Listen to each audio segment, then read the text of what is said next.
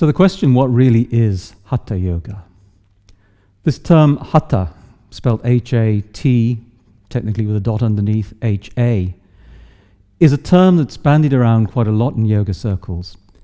And it seems to have come to be used very often as a sort of generic catch-all term for any type of physically based yoga that doesn't neatly fit into a box that says Iyengar yoga or Scaravelli yoga or Ashtanga Vinyasa yoga. But in fact, Hatha yoga is much more than just generic physical yoga. Very often when one asks yoga students, what do you understand by this term Hatha? They'll dredge the backs of their memories and they'll say, oh, it's something to do with the sun and the moon. It's something to do with balancing, perhaps, the sun and the moon. And in many ways, that's not a wrong answer, but it's perhaps an incomplete answer. The division of the word Hatha into the two syllables ha and ta, representing the sun and the moon, is something that goes back in our yoga textual tradition to, well, I don't know, maybe the 12th, 13th, 14th century. So it's a venerable idea. But it doesn't totally explain what Hatha yoga really is. And if one says to those students, well, all right, Hatha yoga is about balancing the sun and the moon. How do we do that? Very often you'll get a slightly blank look. Not always. Some people will have some very good, sensible ideas, but often you get a bit of a blank look. So what really is Hatha yoga? The first thing is to look at this word Hatha itself. Like most words in Sanskrit, it has a number of meanings and a number of nuances in its meanings. It can even mean a type of cabbage. But its most general meaning, its most common meaning, is forceful or even violent. And of course, when you say that to yoga people, they get very defensive. Say, oh, no, it's about yoga. It can't possibly be forceful. It can't possibly be violent. So the question arises, well, what does it mean when Hatha yoga is translated as the forceful yoga or the violent yoga? Does it actually mean, contrary to everything we get told, that the practice of Hatha yoga is a forceful practice, that one has to really go for it, really put everything into it? And the answer to that is not necessarily. Of course, all yoga practice requires effort. We know that. But when we look through the textual tradition of Hatha yoga, we'll very, very often see exhortations not to practice with force, but to practice gently. We'll see exhortations to practice gradually. So if it doesn't mean that the practice is forceful, what does it mean?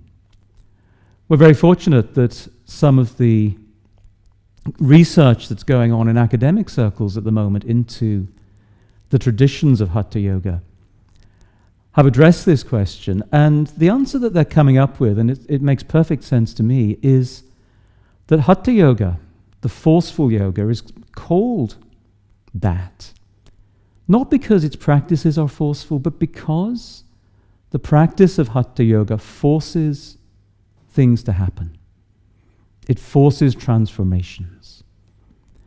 Again, many of us come to yoga for a whole range of different reasons. I came because I had a bad back. Other people come to yoga practice because they want to get more flexible, or they think it's going to relieve stress. And of course, yoga practice can do all of those things.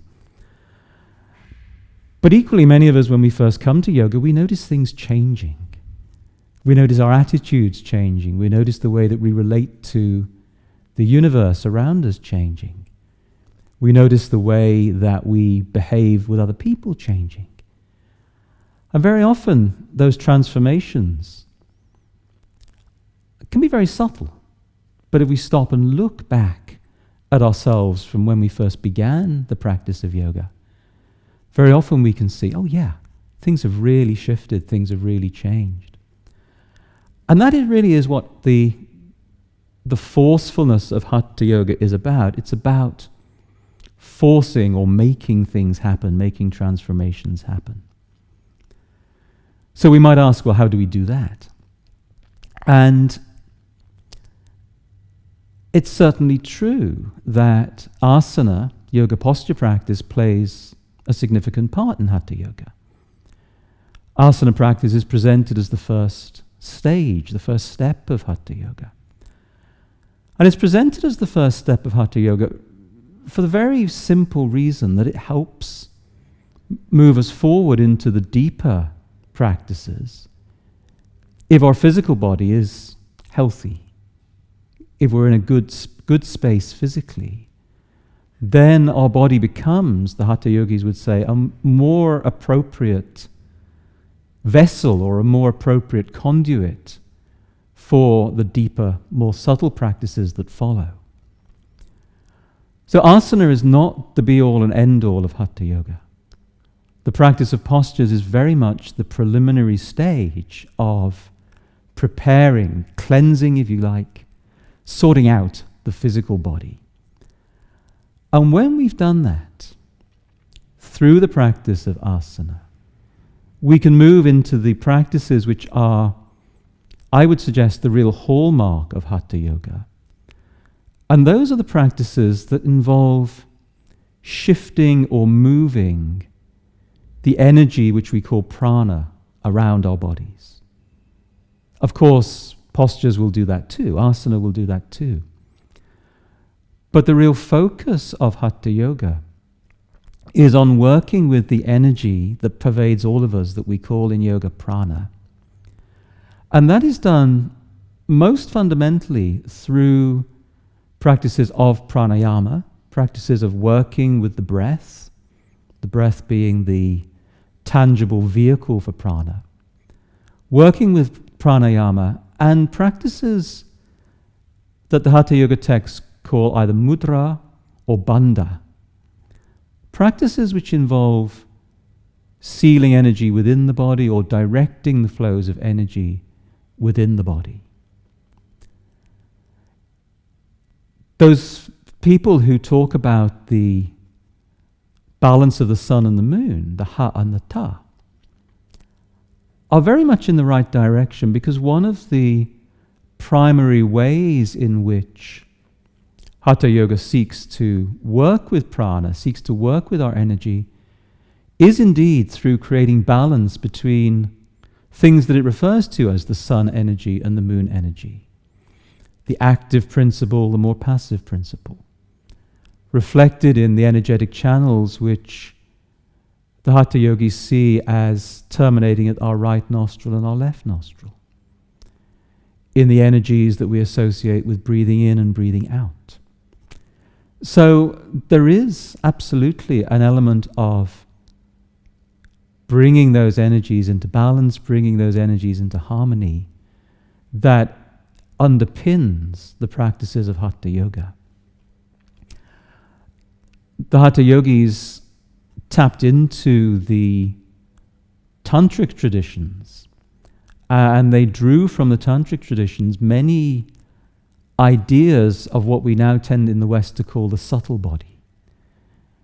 They tapped into the idea of energy flowing through channels within the subtle body.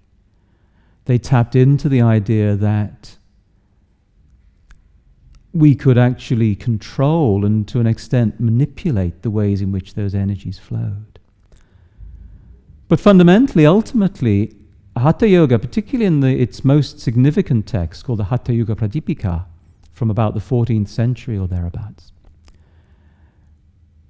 its ultimate purpose is still, as we're taught in the Yoga Sutras, maybe a millennium earlier, the creation of a sense of stillness in the turbulence of the stuff that floats around our minds.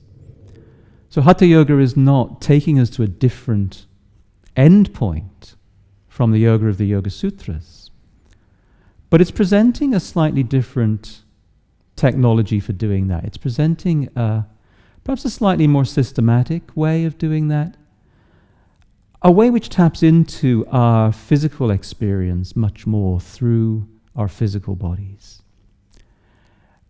So at the end of the day, through Hatha Yoga, we are moving towards a place of stillness.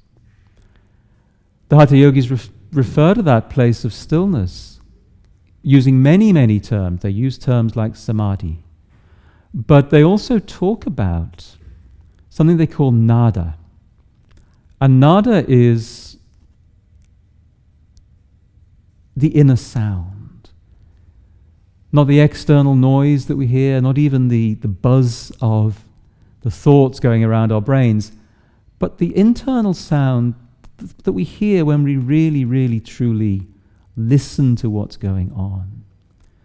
So Hatha Yoga is very much a practice of attentiveness that brings us to harmony, that brings us to balance, that shifts our energetic flows within the body.